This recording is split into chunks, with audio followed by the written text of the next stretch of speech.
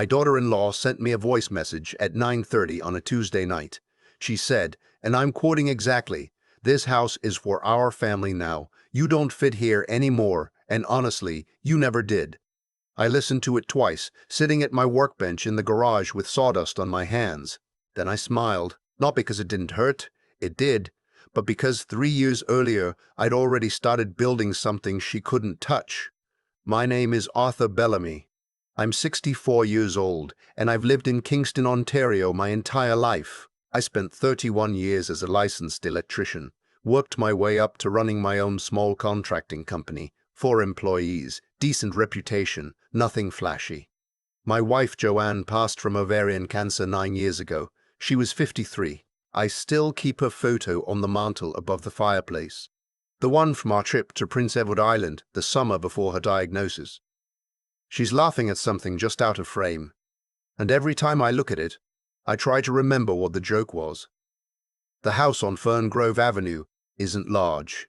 3 bedrooms, 1.5 baths, a garage. I converted into a proper workshop when my son was in high school. I bought it in 1997 for $140,000. Properties in that neighborhood were sitting around $450, maybe $470 by the time any of this happened. But I wasn't thinking about the value. I was thinking about the 30 years I'd spent keeping the gutters clean, replacing the furnace twice, painting the trim every few summers because Joanne said the cream color made the place look cared for. My son Kevin wasn't always the way he became. I want to say that clearly because it matters. He was a good kid, quiet, curious, the kind of boy who'd take apart a radio to see how it worked and then actually put it back together. He followed me into trades, became a plumber, made good money once he got his certification. I was proud of him in the uncomplicated way. You're proud of a child who turns into a capable adult. He met Shauna at a work Christmas party about 6 years ago. She was the office manager at a plumbing supply company. Very well dressed, always composed, the kind of woman who makes everything look deliberate. I remember thinking she was sharp when he first brought her home for dinner. Sharp in the way that cuts if you're not careful. They got married 2 years in. Small ceremony, which she said she preferred, intimate. Kevin seemed happy. I thought that was enough. 14 months after the wedding, Kevin called and asked if they could stay with me temporarily. Shauna was pregnant. They'd been renting in a pricey part of town, and with a baby coming they needed to save.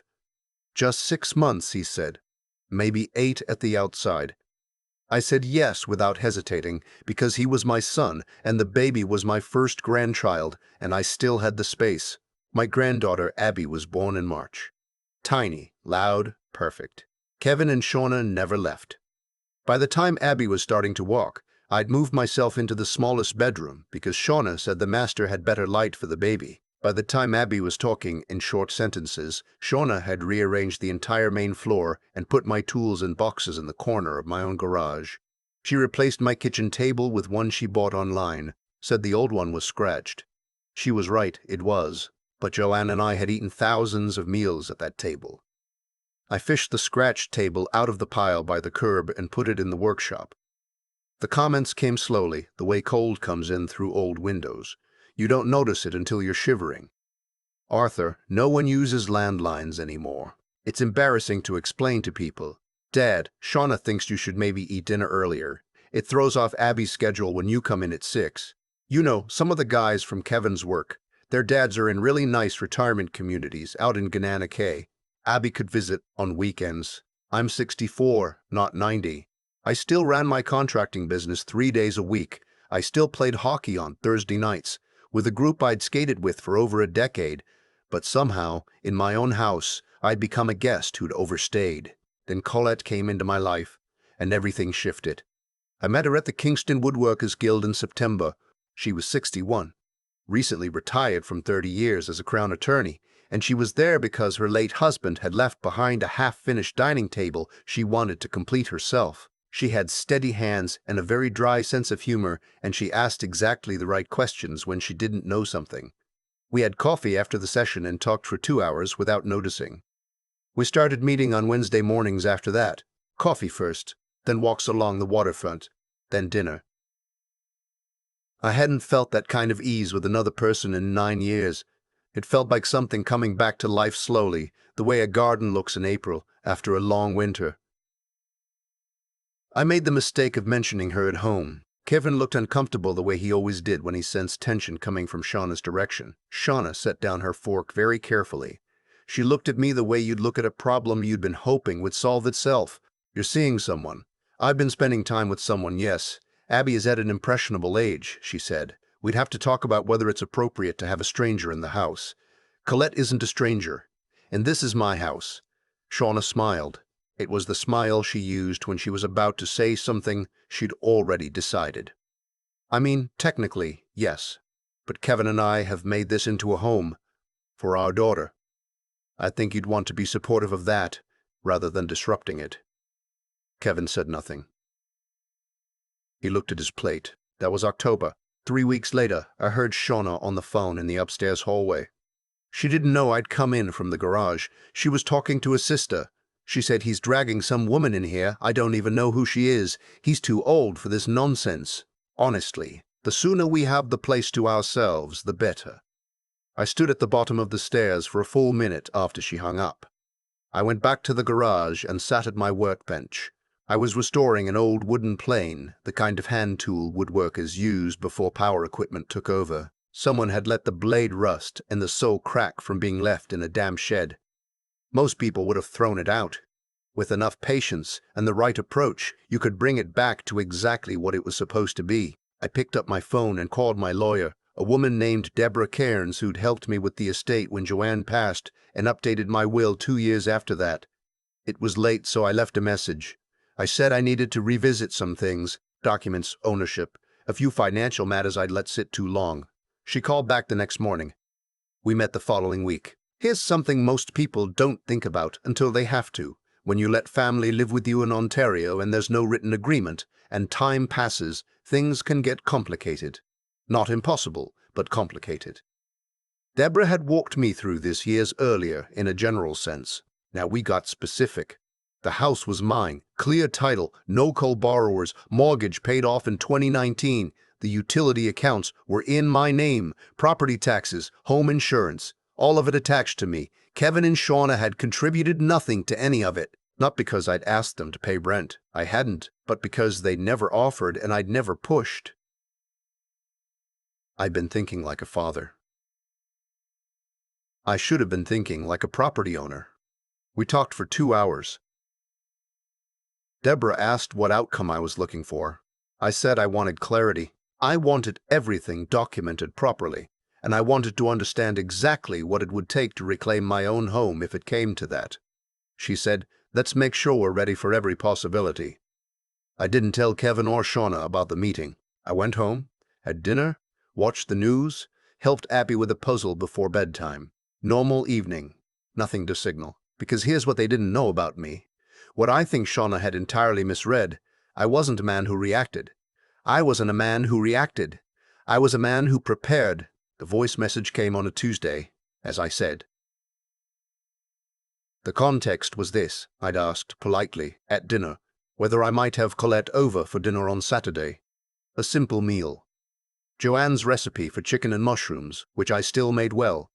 Abby could meet her, or not, no pressure. I thought I'd handle it through the front door instead of the back for once. Shauna said she'd think about it. Kevin said it sounded fine to him. The voice message arrived 4 days later, the night before I'd planned to confirm the invitation. She said this house was for their family now, that I didn't fit. That I never had. I played it twice. I saved it, then I called Deborah. We'd already done the groundwork. Now I told her it was time to move forward. The formal notice of my intent to require rent or vacant possession went out by registered mail on a Thursday. $1,900 a month, which was below average for a 3-bedroom rental in Kingston at that point. I gave them 60 days. In Ontario, the rules around family situations and notice periods are specific, and Deborah had made sure every word of that letter was airtight. Kevin called me at 7 the next morning. I was already up having coffee. "Dad, what is this?" "It's a formal notice. You can read it over carefully. There's no rush this morning. You're charging us rent. I'm offering you the option to pay rent or make other arrangements. Those are both reasonable choices. We have a baby. We have Abby. I know you do. I love Abby. That has nothing to do with the fact that you and Shauna have lived here for 4 years without paying a dollar toward this house. Silence on the line. I could hear him breathing. Shauna said you'd do something like this eventually because of that woman. This has been coming since long before Colette. You know that if you're honest with yourself.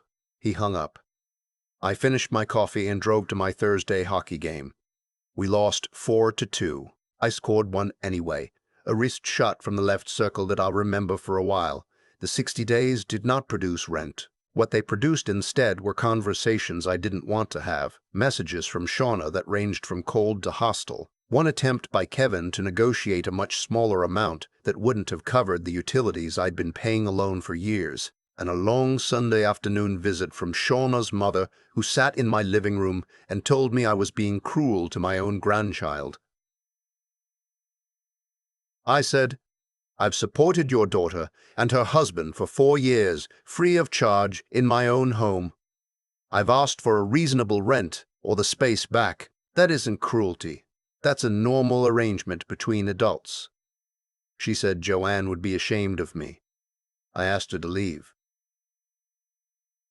That evening, I took down the photo of Joanne from the mantel and moved it to my bedroom. Not because it hurt to look at, because I didn't want Shauna's mother's voice anywhere near it. 2 weeks before the deadline, I made another appointment with Deborah. There was a second piece of this I hadn't put in motion yet. 3 years earlier, when Kevin was trying to get a better vehicle for work, I'd co-signed a loan with him. A used pickup, heavy-duty, needed for the job, $41,000. And at the time, his credit was thin from the new mortgage they'd just taken out and then walked away from before renting. I'd signed without hesitation. That's what fathers do. The loan had a balance of just under $28,000 remaining. Deborah explained the process. Withdrawing as cosigner required specific documentation, and the bank would need to re-evaluate the loan on Kevin's income and credit alone. His plumbing business was solid, but the numbers had changed since the original application. Without my backing, the loan terms would likely be renegotiated, possibly called, possibly flagged for early repayment review. I signed the withdrawal papers that afternoon. I also updated my will, not out of anger, out of accuracy. I removed provisions I'd made under circumstances that no longer reflected reality. Abby remained in the will as she always had, with provisions held in trust until she turned 25. The house was removed from any inheritance expectation for Kevin because he had no legal claim to it, and I didn't want any ambiguity. Deborah had a notary present. Everything was witnessed and filed. The deadline came on a Wednesday in January. Cold, gray, Kingston, in winter, the way it always is. I was in the workshop when Deborah called to confirm the filing. The official notice had gone to the landlord and tenant board. The eviction process, formal and documented, was now underway. Kevin texted me at noon. "We need to talk."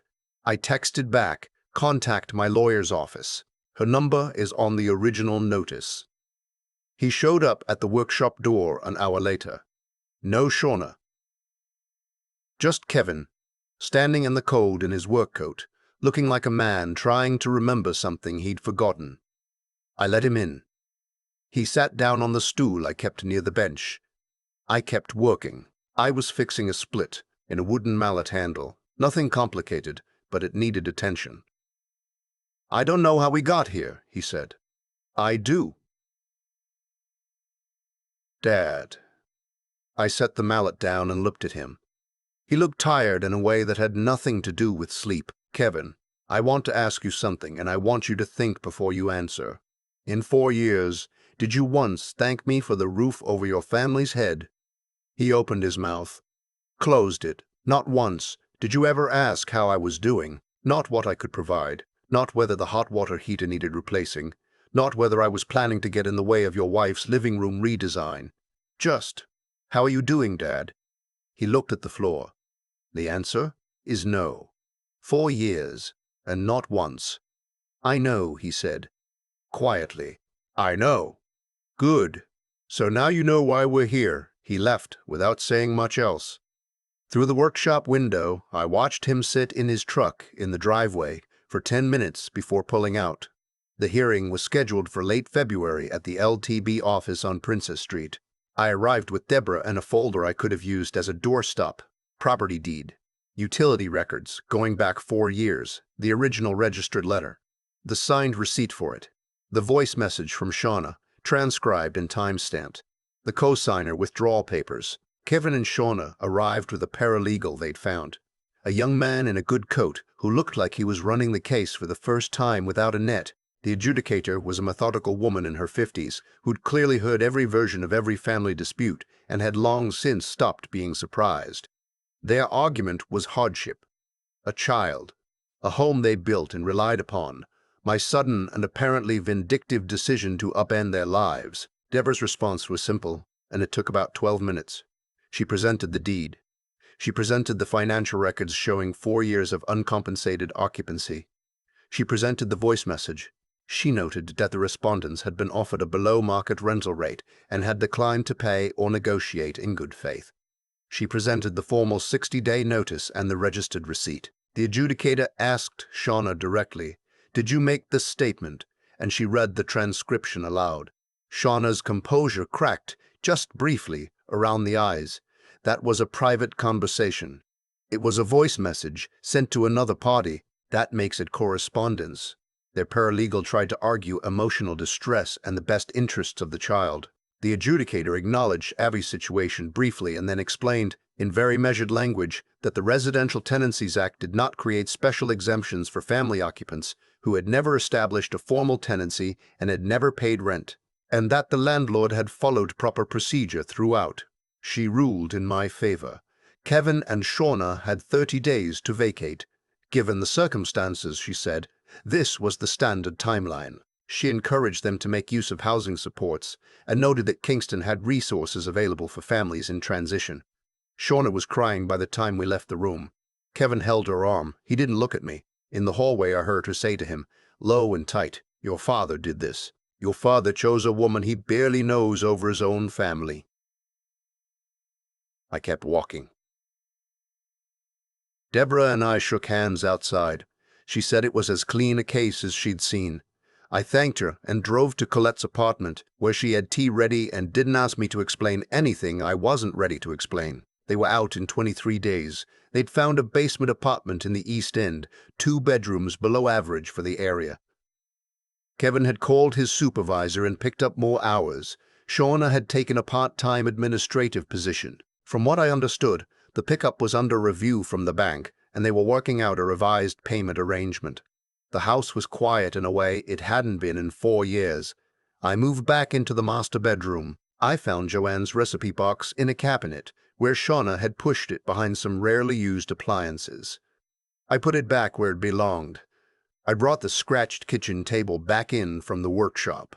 3 weeks after they left, I called a contractor I'd trusted for years and had the house assessed. There was water damage behind the main bathroom tile, a result of a slow leak that had been reported to me as fixed 18 months earlier. There was a crack in the drywall in the small bedroom. From a picture hook, someone had driven too hard without an anchor. Small things, as these things go. The insurance claim covered most of the bathroom repair. I listed the house at the end of March, not because I had to, but because I'd made a decision over the winter that it was time for a different kind of space. Something smaller, closer to the water, easier to maintain on my own. Colette had been looking at a neighborhood in Westport, about an hour north, and it had caught my attention too. The house sold in 8 days. A couple in their 30s, teachers, the kind of people who ask careful questions about the furnace age and the attic insulation and whether the neighbors are quiet. I answered every question honestly. We closed at $460,000. I bought a 2-bedroom house in Westport with a proper workshop in the back, better organized than anything I'd had in Kingston, 300 meters from the Radeau Canal. I moved my tools in before I moved the furniture. About 2 months after they left, Kevin came by my new address. I'd sent him a card when Abby's birthday came around, just her name and a check for her savings account, the one I'd opened for her when she was born, that had nothing to do with any of this. He had the address from that. He knocked on the workshop door. I was planing a piece of black walnut I'd found at an estate sale. I let him in. He didn't bring Shauna.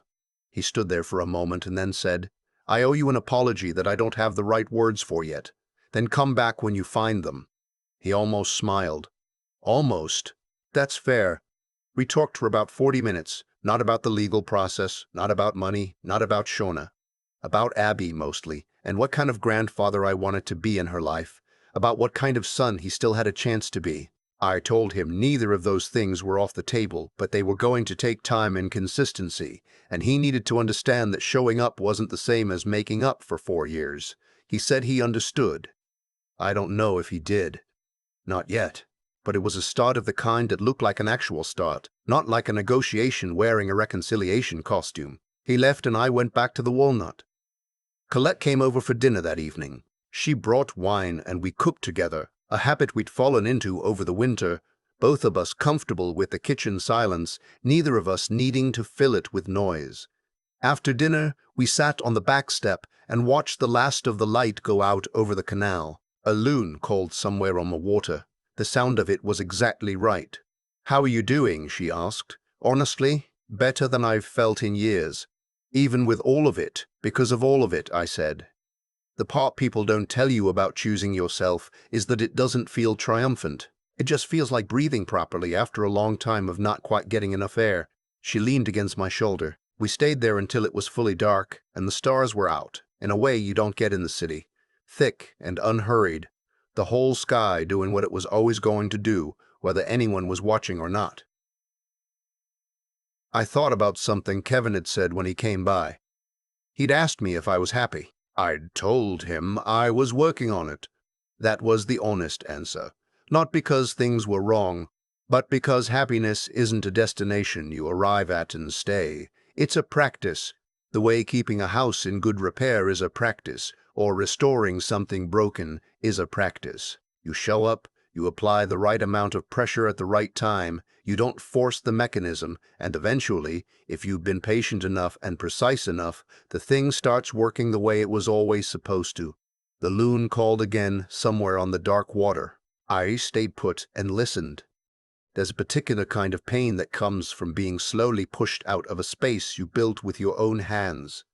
It doesn't arrive all at once. It comes the way a crack does in an old foundation. One season of frost, then another, and then one morning you notice the floor isn't level anymore, and you have to decide whether you're going to keep pretending it is. I think about the 4 years I spent in that house on Ferngrove Avenue after Kevin and Shauna moved in. 4 years of adjusting, moving smaller, making myself easier to overlook. I told myself I was being generous, patient, a good father, and I was those things, but I had confused generosity with self-erasure, and eventually the two stopped feeling the same. What I've come to understand is that outcomes follow behavior with a kind of stubborn consistency, not because the universe is keeping score, but because actions have weight. Shauna's contempt, Kevin's silence, the 4 years of taking without acknowledging. Those weren't neutral choices. They were a pattern, and patterns accumulate. The voice message wasn't the cause of what happened to them. It was just the moment I stopped absorbing the consequences of their choices on their behalf.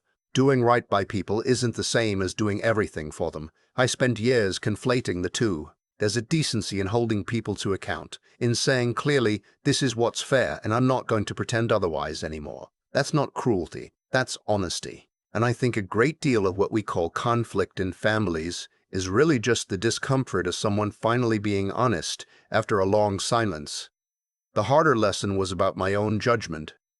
I'd seen the signs early enough. I chose not to act on them because acting would have required me to disrupt something I was hoping would fix itself. That wasn't wisdom. Wisdom would have been setting clear terms from the beginning. Having the difficult conversation before resentment had 4 years to accumulate on both sides. Intelligence isn't just knowing how something works. It's being honest about what you're watching happen and responding to it in time, not after the damage is done. And then there's the question of what it takes to actually move. I knew, somewhere in the back of my mind, long before that voice message arrived, that things weren't right, but knowing and acting are separated by something that takes more than intelligence to cross. It takes the willingness to face an uncomfortable outcome, to risk the relationship, to stop waiting for the other person to change first. Kevin was my son. Shauna had given me Abby, walking toward a legal process, a formal notice, a hearing that required something from me that I hadn't been asked to give in a long time. I'm glad I found it. I'm not angry at Kevin anymore. I think he got caught between a version of himself he'd stopped tending to and a version his wife needed him to be. That's a painful place to live. When he came to my workshop in Westport and said he didn't have the right words yet, I believed him. I also knew that belief wasn't the same as trust, and that trust was going to have to be built from the ground up, slowly, with evidence, the way any sound structure is built. The house sold. The crack in the foundation got repaired by someone else's hands, for someone else's family. I drove to Westport, unpacked my tools, and set up a workshop that was entirely mine. That evening, Colette came over and we cooked dinner and sat outside until it was dark. That's what I'd been protecting all along without quite knowing it. Not the property. The life.